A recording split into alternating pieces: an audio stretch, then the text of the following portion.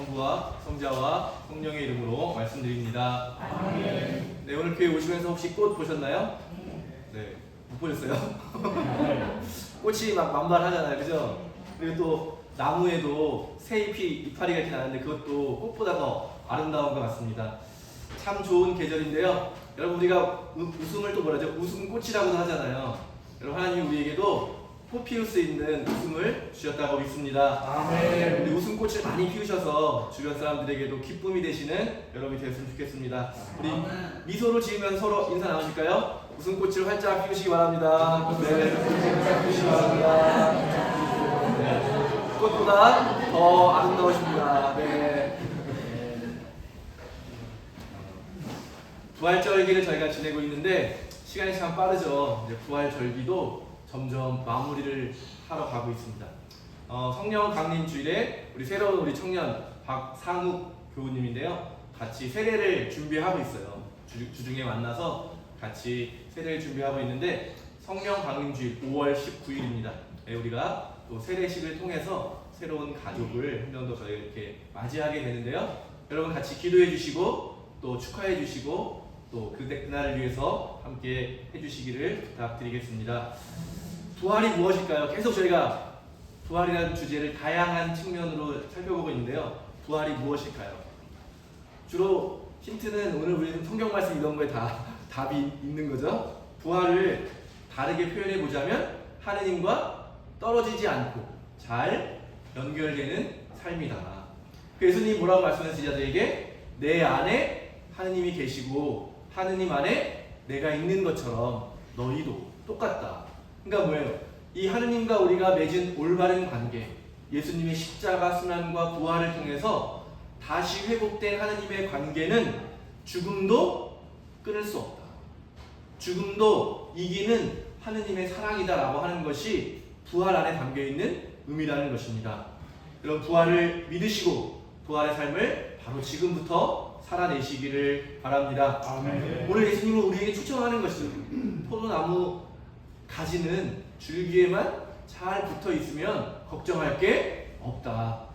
뿌리로부터 그 줄기로부터 모든 생명이 잘 우리에게 전달이 되잖아요. 그러니까 우리가 어디에 초점을 맞추고 살아야 되는지를 오늘 예수님은 우리에게 분명히 말씀해 주고 계십니다. 여러분, 잠시 한번 눈을 감아 보시고요. 여러분의 삶을 한번 돌아보세요. 나는 하느님과 잘 붙어 있는가? 혹시 조금 멀어진 것 같으시면 다시 오늘 주님께 기도하셔서 우리의 삶이 주님께 다시 연결되기를 바랍니다. 우리가 다시 한번 이렇게 우리의 삶을 이렇게 점검해 볼 수 있는 두 가지 정도 질문이 있을 것 같은데요. 첫 번째는 내가 살아 움직이게 하는 힘이 어디로부터 오는가? 그게 하나님부터 와야 된다는 거예요. 내가 살아가는, 움직이고 뭔가를 행동하게 하고 뭔가 하게 하는 그 힘이 하느님으로부터 오는가? 아니면 내 욕망에서부터 오는가? 세상 사람들의 기대를 채우기 위해 살아가는가? 우리 무언가를 이 근원을 가지고 살아가잖아요. 그 근원이 무엇인지를 여러분 성찰하시는 여러분 되시기를 바랍니다.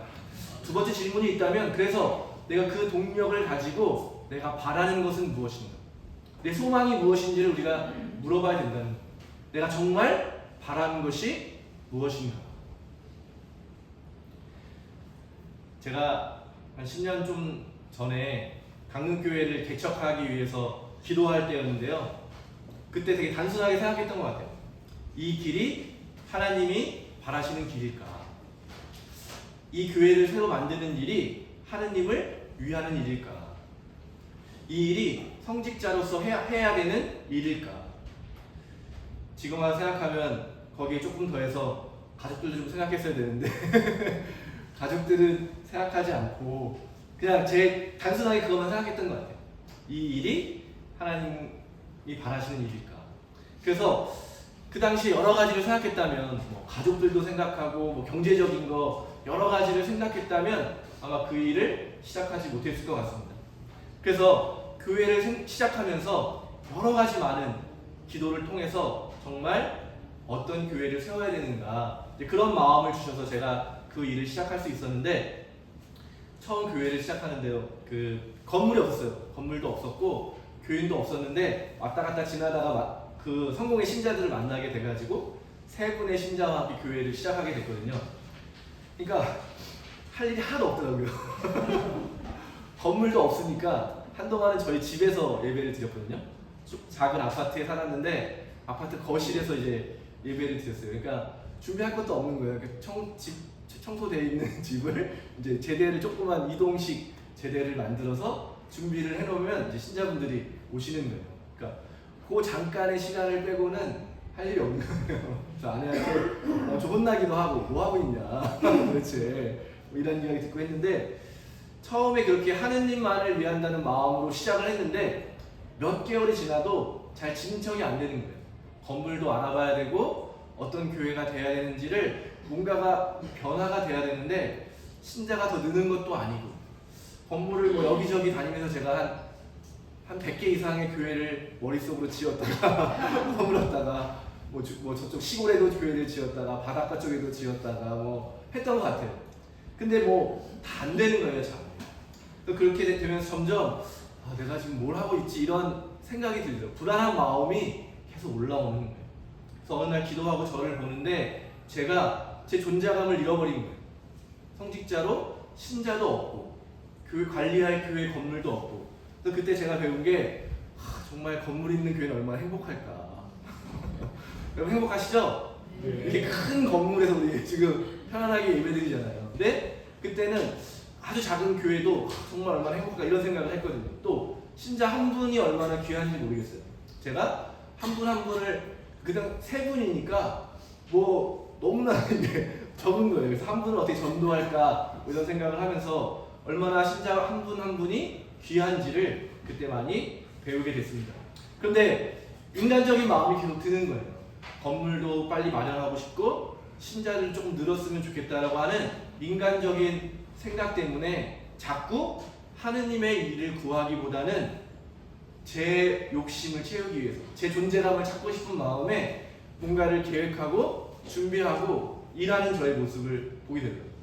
그러니까 처음에 선한 의도로 시작했는데 어느새 불안한 거죠. 이러다가 정말 아무것도 안 되는 거 아닌가? 그러니까 뭔가 자꾸 계획하고 뭔가 일을 벌리고 있는 저의 모습을 보면서 하느님을 신뢰한다는 것이 참으로 어려운 일이구나. 내가 하느님을 위해서 일한다고 하면서 동시에 저를 높이고 싶은 그 욕심을 버리는 것이 얼마나 어려운지를, 하느님을 신뢰하는 것, 하나님께 맡긴다고 하는 것이 무엇인지를 그 기간을 통해서 배우게 되었습니다. 하느님을 찾고 그분의 뜻을 찾는 일은 어둠 속을 걸어가는 것처럼 답답하고 또 나의 무기력함, 아무것도 할 수 없잖아요. 그저 주님을 믿고 그런 모든 것들을 견뎌내면서 통과해야 되는 시간이라는 것을 그 시간들을 통해서 배우게 되었습니다. 하느님을 믿고 기다린다고 하는 것은 정말 나는 아무 쓸모도 없고 아무런 능력도 없고 아무것도 아닌 존재이구나 라고 하는 그런 우울함, 슬프고 그런 기분 속에서도 하느님이 일하고 계시다는 것을 신뢰하는 것. 그때 감사할 수 있는가 라고 하는 것이 그 시간들을 통과해야 된다는 것을 배우게 되었습니다.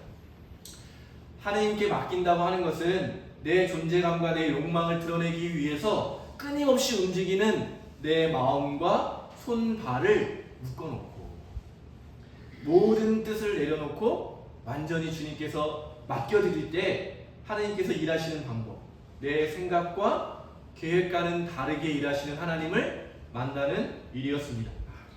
그러니까 참으로 하나님을 믿는다고 하는 것이 말로는 쉬운데 제가 교회를 개척하는 그 과정에서 정말 말로 표현할 수 없는 수많은 경험들을 하게 되면서 그동안은 말로만 내가 믿어왔구나라는 것이 드러나더라고요. 그래서 그때 참 많이 배우게 됐는데요. 그래서 할 일이 없을 때면 주로 바다를 보러 갔어요. 바다를 보러 가면 바다가 매일 똑같지가 않더라고요. 시간마다, 계절마다 다른 모습으로 저를 맞이해 주는데 그래서 바다를 보고 앉아서 기도하는 것이 참 저에게는 많은 좋은 시간이었는데요. 오늘 저희가 나눈 것, 내 안에 그러면 하느님의 뜻이 무엇일까? 나는 왜 교회를 계속 만들려고 하고 또 어떻게 해야 되고 어떤 소망을 가지고 살아가는가 이런 질문들을 가지고 기도하는데 제 안에 이제 하느님이 저한테 이제 깨달음을 주시는 거죠. 내가 바라는 것보다 더 좋은 것이 예비되어 있다. 이게 믿음이더라고요. 나는 보이지 않는데 내 눈에는 뭐 교회를 100개를 뭐 부시고 지었다가 하지만 여전히 보이지는 않지만 하느님이 예비해 주셨다는 것을 믿을 수 있는 믿음이 생겨나더라고요. 그러면서 정말 너무나도 당연한 건데 그 사실을 그 순간을 깨닫게 됐는데요. 눈앞에 펼쳐진 아름다운 바다와 하늘, 바람, 공기, 그 안에 담겨있는 생명이라고 하는 것이 하느님이 나에게 공짜로 이미 주셨구나. 내가 사랑하는 부모님을 통해 나에게 생명을 주시고 또 내가 만난 사랑하는 가족들도 내가 값을 지불하고 얻은 것이 아니라 하느님께서 나에게 은혜로 공짜로 선물로 주셨구나 라는 것을 깨닫게 됐습니다. 그러니까 이미 내가 가지고 있는 생명이라고 하는 것, 생명을 얻고 살아가면서 누리고 있는 이 모든 것들이 이미 충분한데 나는 왜 더 많은 것들을 바라면서 그것을 가지지 못했다고, 교회 건물이 없다고, 신자가 없다고 왜 불행하다고 생각할까 라고 하는 것을 깨닫게 되었습니다. 사실 하나님께서는 우리에게 필요한 모든 것을 다 주셨습니다. 그런데도 우리는 그것에 만족하지 못하고 더 많은 것을 가지려고 하다 보니까 우리에게 이미 주신 것과는 비교할 수도 없는 그냥 별 볼 일 없는 것들이 나에게 없다고 해서 불행하다고 느끼는 것은 아닐까. 세상은 끊임없이 우리에게 대해서 요청하는 거죠. 더 많이 가져야 행복하다. 더 높아져야 행복하다. 더 크고 강해져야 행복하다. 그런데 하나님은 우리에게 말씀하시는 거죠. 이미 너는 행복한 존재이다. 너에게 정말 그런 모든 것, 너가 원하는 것보다 더 비교할 수 없는 귀한 것들을 이미 너에게 주었다. 그러니까 우리가 살아가야 할 삶이라고 하는 것은 세상에서 어떤 이름과 어떤 그 일을 위해서 살아가는 존재가 아니라는 거죠. 그래서 그 말이 바로 하느님 안에 거하는 삶, 하느님과 깊이 연결되어서 하느님의 뜻을 드러내는 삶이라는 거 하는 것은 다름이 아니라 나에게 주신 이 생명을 꽃피우는 일, 이 생명의 기운을 나누는 일, 내가 가지고 있는 힘을 가지고 세상을 좀 더 아름답게 하고 의롭게 하는 것이 바로 내 삶의 목표겠구나라고 하는 것을 이 시간을 통해서 경험하게 되었습니다. 그 이후에도 많은 경험들을 나누었지만 이미 나에게 주어주신 제가 교회를 만들어 보겠다고 할 때 이미 예비해 주셨던 많은 일들, 또 그 과정을 통해서 제가 점점 믿음의 사람으로 변화되는 일, 그것들을 통해서 참된 행복이 무엇인지를 많이 배울 수 있게 되었습니다. 사랑하는 교회 여러분, 하나님께서 저와 여러분에게 주신 생명을 귀하게 여기시는 여러분이 되시기를 바랍니다. 생명은 시간이잖아요. 시간이라고 하는 것으로 우리에게 표현되는데요. 그 시간을 여러분은 어떻게 쓰고 계세요? 우리에게 준 생명을 나는 어떻게 쓰고 있는가? 정말 성경에서 표현한 것처럼 안개밭에서 사라져버리고 썩어 없어질 것을 얻기 위해서 우리에게 주신 생명, 그 시간을 허비하지 않으시는 여러분이 되시기를 바라겠습니다. 말씀을 준비하면서 그런 질문이 들었어요. 그러면 내가 하느님 안에서 맺어야 되는 열매는 무엇일까? 첫 번째 저에게 주신 하나님의 답변은 기쁨입니다. 기쁨. 아까 우리 웃으면서 다 웃으셨을 때 여러분 어떠셨어요? 웃을 때 여러분의 마음에 기쁨이 있으셨나요? 네. 하느님 보시기에, 하느님이 세상을 만들 때 뭐라고 하셨어요? 세상을 하나하나 만드시면서 보시기에 참 좋았다. 기쁨의 존재였다는 거예요. 저와 여러분을 이 세상에 보내시면서 뭐라고 말씀하셨을까요? 보기에 참 좋다. 기쁨의 존재로 우리를 만들어 주셨다는 거예요. 하나님의 손길이 닿으면서 그 기쁨이 점점 커지는 거죠. 제가 우리 새로운 청년하고 같이 주중에 만나서 그 성경 공부도 하고 교리 공부도 하고 하는데 할 때마다 제가 많이 배우게 돼요. 뭐를 해도 너무 기쁘다는 거예요. 뭐를 먹어도 너무 맛있다. 같이 집이 시흥이어가지고 근데 집 근처에 저수지가 있더라고요. 그래서 거기 둘레를 걷는데도 너무 좋다. 지금 날씨도 너무 좋아가지고 꽃도 피고 너무 좋다 그러고, 엊그제는 서울 주교성당을 갔어요. 대성당도 구경할 겸 또 저녁기도 저희가 침묵기도 하고 있는데 거기도 같이 할 겸 해가지고 같이 거기도 갔는데, 저는 늘 보는 공간이잖아요. 늘 익숙한 공간인데 너무너무 좋다고 그래서 기뻐하는 거예요. 그래서 내가 너무 익숙한 이 공간들이 기쁨의 공간이었구나. 그래서 그 동네를 이렇게 산책하고 밥을 먹고 하는 그 시간 가운데 너무 기쁨에 가득한 얼굴을 보면서 제 마음에도 기쁨이 피어나더라고요. 그러니까 기쁜 사람을 만나면 어떻게 돼요? 기뻐지잖아요. 그러니까 여러분, 기쁨의 존재가 된다고 하는 것, 우리가 기쁨의 열매를 맺는다고 하는 거는, 열매는 또 씨앗이잖아요. 기쁨의 씨앗이 되어서 또 누군가에게 기쁨의 열매를 맺을 수 있게 해주는 그런 존재. 그러니까 하느님과 깊이 연결될 때 우리 자신이 그런 기쁨의 존재라고 하는 것. 또 우리가 기쁠 때에 누군가에게 기쁨을 잃어버린 사람들, 기쁨의 그 감사함을 잃어버린 사람들에게 내가 원래 기뻐하는 존재였구나 라고 하는 하나님의 진리를 깨닫는 존재가 될 수 있다고 하는 것. 여러분, 기쁨의 열매를 맺으시기를 바랍니다. 두 번째는 정의와 평화의 열매입니다. 구약에서는 하느님 나라라는 말을 잘 쓰지 않거든요. 대신에 하느님이 찾아오실 때, 하느님의 말씀을 잘 간직할 때 어떻게 되는지를 말할 때 이 정의와 평화를 자주 사용합니다. 대표적으로 이사야서 말씀에 이렇게 기록되어 있는데요. 48장 18절의 말씀입니다. 내가 만일 나의 명령을 마음에 두었더라면 너의 평화는 강물처럼 넘쳐흐르고 너의 정의는 바다 물결처럼 넘실거렸으리라. 그러니까 이스라엘 백성이 하나님의 말씀을 잘 지키고 간직하고 따르게 될 때 그 이스라엘 백성뿐만 아니라 온 세상에 평화가 넘쳐나고 정의가 바다 물결처럼 가득하게 온 세상에 가득하게 된다는 그런 약속이 바로 이스라엘 백성을 구출하셔서 하나님의 백성으로 삼으신 하나님의 뜻이라는 겁니다. 시편 85편 10절에도 이렇게 기록되어 있습니다. 사랑과 진실이 눈을 맞추고 정의와 평화가 입을 맞추리라.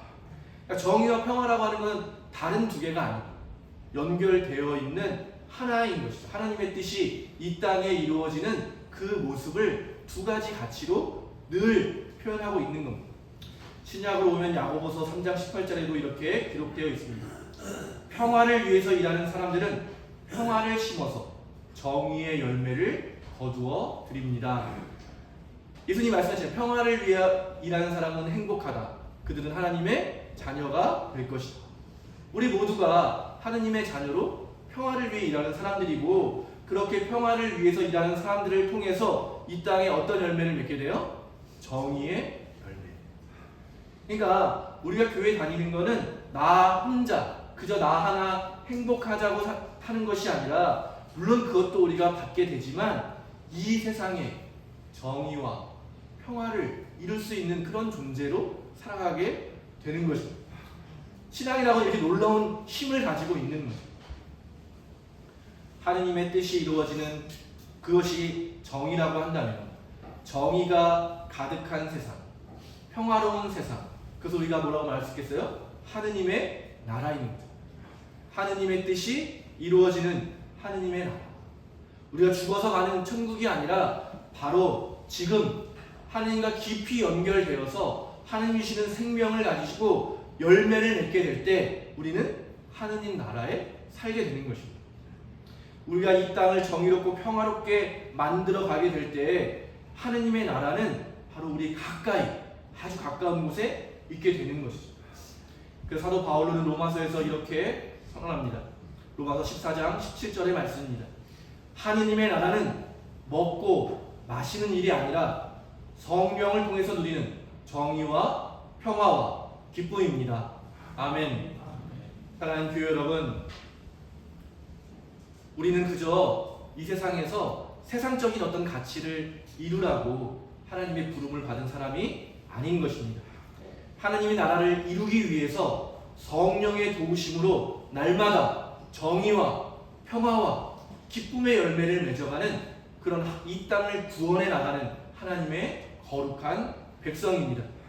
하나님의 뜻이 무엇인지를 알 뿐만 아니라 그 뜻에 순종하는 하나님의 존귀한 자녀들인 것입니다. 여러분 한번 생각해 보시기 바랍니다. 우리가 그토록 가지고 싶어하는 세상적인 것들, 권력이라고 하는 것, 여러분 권력을 누구랑 나눌 수 있나요? 권력 가진 분이 여러분에게 권력 나눠준 경험 해본 적 있어요? 선거 때는 그렇게 뽑아달라고 하고는 그 권력을 누굴 위해 써요? 자기만을 쓰잖아요.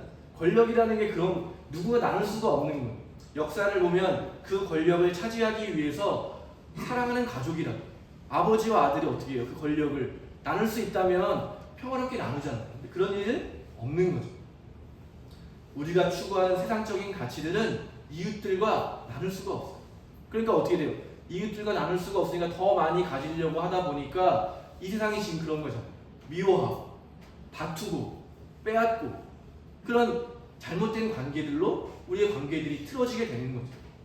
그런데 하나님이 우리에게 주시는 선물, 하나님 안에서 있게 되는 열매 어떻습니까? 여러분 기쁨의 열매, 아까 제가 잠깐 설명드렸던 것처럼 기쁨의 열매를 혼자 간직하는 게 좋아요? 옆에 사람하고 나누는 게 좋으세요? 나누면 어떻게 돼요? 나누면 나눌수록 더 커지잖아요. 내 안에 있는 평화를 나 혼자 가져야지 한다고 평화가 유지될 수 있어요? 옆 사람이 조금만 건드려도 그 평화는 어떻게 돼요? 금방 깨지잖아요. 그러니까 평화는 옆 사람과 나눌수록 더 단단해지고 풍요로워지고 그렇다는 거예요. 그러니까 그리스도교는 늘 다른 사람과 더불어 살아가는 것을 강조하는 거예요. 그러나 세상은 끊임없이 우리의 시선을 나에게만 초점 맞추려고 하는 거죠. 너만 잘 살면 되지. 너 하나 행복하면 되지. 너가 잘 살아야 될 수 있어. 이렇게 이야기한다면 예수님은 뭐라 그러세요? 다 함께. 우리가 다 함께 더불어 잘 살 수 있는 생명의 길이 여기에 있다. 그러니까 하나님께서 우리에게 바라시는 것이 무엇이겠습니까? 서로 깊이 연결되어서 하나의 몸을 이루는 것. 내가 가진 열매를 서로 나눌 때 더 풍성해지는 그런 삶을 살아가라고 우리를 불러주시고 그래서 우리의 삶에 그런 열매들을 선물로 주시는 것 아니겠습니까? 사랑하는 교회 여러분, 기쁨의 사람이 되셔서 기쁨의 열매를 나누시고 기쁨의 씨앗이 되어서 다른 사람의 삶에 또 다른 기쁨의 나무를 심으시는 여러분이 되시기를 바랍니다. 정의와 평화를 열매를 맺으셔서 그 열매를 가지고 이 세상에 하느님의 뜻이 가득하게 되는 하느님 나라를 이루어가는 하나님의 일꾼으로 살아가시게 되기를 바랍니다.